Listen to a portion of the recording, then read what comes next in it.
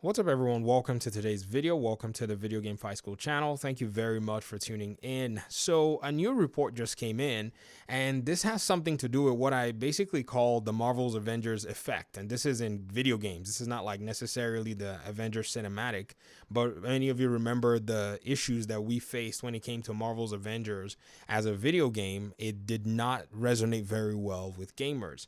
Now, we'll look at what this report is, and we'll kind of go through to see if we're probably maybe overestimating, or in a sense probably doing too much in terms of our evaluation about this new incident. So this report just came out a few hours ago. A reporter here in IGN citing Games Radar, and they basically are talking about a Marvel MMO that has been canceled.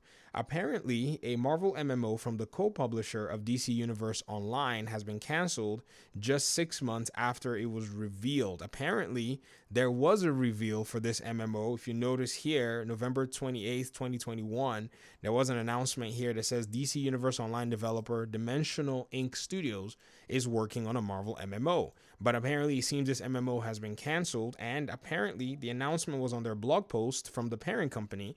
And apparently the reason they canceled this MMO was because they said the game was canceled after a reevaluation of the development risk profile, size of investment, and long-term product portfolio strategy for the group. Put simply, the MMO will be too expensive and unable to generate a certain amount of money in return, and EG7 no longer sees a Marvel MMO as a potentially successful piece of business. Now, ladies and gentlemen, if this does not sound like people being scared of having the same Avengers or Marvel Avengers situation happening to them, I don't know what else this basically states. I think that's pretty much what we're seeing.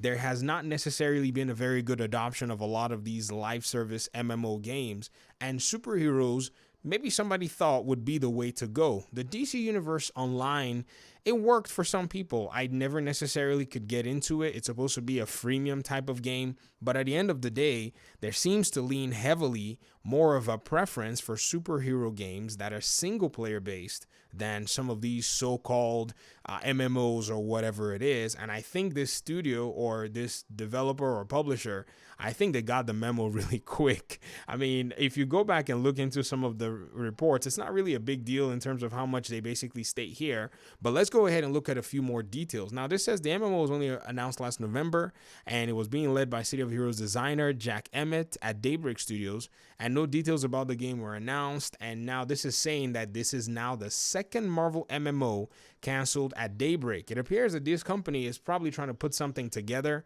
but it's not necessarily working. Now, look at what they're going to do with the investment. It says the resources, mainly an investment of 500 million Swedish krones or krona, which is basically around $50 million, over 3 years, will now be put into multiple smaller size projects, including continued support for its games like Lord of the Rings Online and DC Universe Online, alongside new game opportunities based on its own IPs. There's no indication that these new or ongoing projects will be, or if Marvel will be involved at all, despite their saying that, this is a DC thing. Now, what's even really interesting is the comments on this particular forum. Somebody said this. It says, not that an MMO couldn't work for Marvel, but history has shown that for franchises like Marvel, Star Wars, DC, single-player story-driven games are the best approach. I think gamers of many persuasions share this. This is not news. This is not something that we don't necessarily know, but it's interesting that these companies continue to ram their heads against the wall and don't necessarily want to put in the investment to make and develop these games. And I think for them, it's maybe a risk versus reward. They would like to farm a video game for about 10 years and then say, oh, okay, yeah, we're basically closing down the servers while the game makes money for them. And the truth is, it's profitable if the game resonates. I mean, look at Fortnite. I mean, that's not a superhero game, but it appears people want to replicate Fortnite, but they think, or perhaps the market data is probably showing that it's going to be difficult for you to bring a new IP that people are going to really resonate with. And it's just easier for you to take name recognition and run with it. Another interesting example is the vampire, game, Blood Hunt or whatever. They took that, they put an MMO spin on a version of it, even though there's supposed to be a single player version of this particular game. And so it just appears that the market right now is trying to run this direction, and it's probably not necessarily the best for them because of what I said in one of my other videos, which is oversaturation of a lot of these games. That's one thing about market saturation, is market saturation eventually hits, and the way video games are, It's very interesting. So I'll go ahead and do this quick explanation and I'm going to get out of your hair. So if a video game goes into development, it takes about a few years for that game to eventually get out.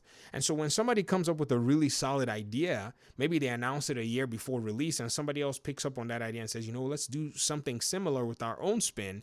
They're just 5 or 6 years behind already automatically. So in about 5 or 6 years, when they finally finish with their own project, another developer, another studio will probably be working on the same thing. And then all these games will hit the market in a 1 to 2 year time frame. And in that 1 to 2 year time frame, what you're going to have is just a plethora of all of these different games. And boom, you're in an oversaturated market. I think this is the case with a lot of these MMOs. I think this is the case with a lot of these live service games. They saw the success from Destiny, basically reviving the MMO thing in the new generation of consoles with the Xbox One and the PS4. And then a lot of people decided to jump in, and boom, by the time they all, showed up, it was already 5 years in. PUBG and everybody are all fighting for the same space, and it just did not work out for some. But anyways, I would love to hear your thoughts in the comment section. Do you think that this can actually work as a project, or do you think these companies are just wasting their time? Talk to me in the comment section. We'll talk in another video. Peace out.